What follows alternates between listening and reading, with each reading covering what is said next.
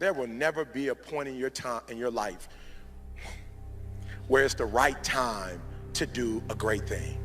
If you're waiting for that perfect moment, that perfect timing, it's not going to happen. You know what you have to do? You have to create the perfect time and the perfect opportunity and the perfect situation. So that a lot of people become comfortable. They stop growing. They stop wanting anything. They become satisfied. People getting ready to go to jobs that they don't like. Jobs that are making them sick. You see, when you're not pursuing your goal, you are literally committing spiritual suicide. When you have some goal out here that you're stretching for and reaching for that takes you out of your comfort zone, you'll find out some talents and abilities you have that you didn't know you have. When the messenger of misery visits you, what are you going to do? What will keep you in the game? There are things that you think you'll never need to know, that you may only need to know one time in your life, but that could save your life because you had that knowledge. Unless you attempt to do something beyond that which you've already mastered, you will never grow.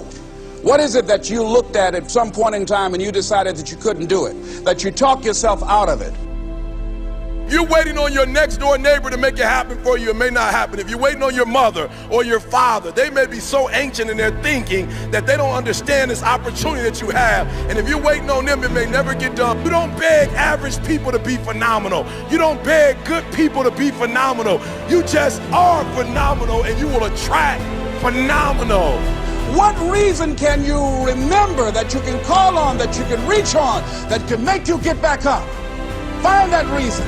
If you're not where you are, if you're not where you want to be, if you don't have what you want to have, if you're not where you think you should be at this particular place, it has nothing to do with the system, but it has everything to do with the fact that you're not making the sacrifice. I want you to make that dream become a reality, because if you don't, you will be working for somebody else to make their dreams become a reality. Everybody is against you or don't believe in you no more. And let me tell you something, that's a lonely feeling. It's a lonely feeling, particularly people that you're doing it for. Most people take their greatness, take their ideas to the graveyard with them. Listen to me, if it was easy, everybody would do it. There are people right now who are working who don't want to work. There are people who hate their jobs, but they keep getting up to do it. The wealthiest place on the planet is the graveyard. Because in the graveyard we will find inventions that we never ever were exposed to. Ideas, dreams that never became reality.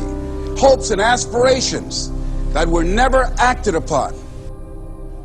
Question is, what are you going to do with your time? What drives you?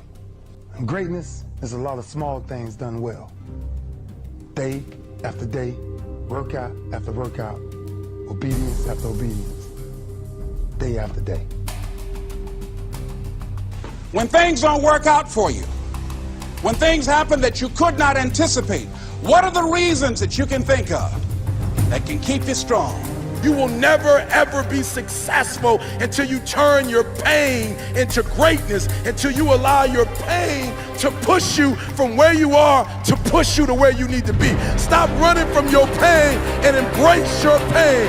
Your pain is going to be a part of your prize, a part of your product. I challenge you to push yourself. See, it's easy to be on the bottom. It doesn't take any effort to be a loser. It doesn't take any motivation, any drive in order to stay down there on a low level. But it calls on everything in you. You have to harness your will to say, I'm going to challenge myself. I mean that what you did last week don't count. Today is the only important day. There are 86,400 seconds in a day, and how you use those are critical. You got 86,400 today, and what you do today is going to cement who you are. Nobody's going to talk about what you did last week.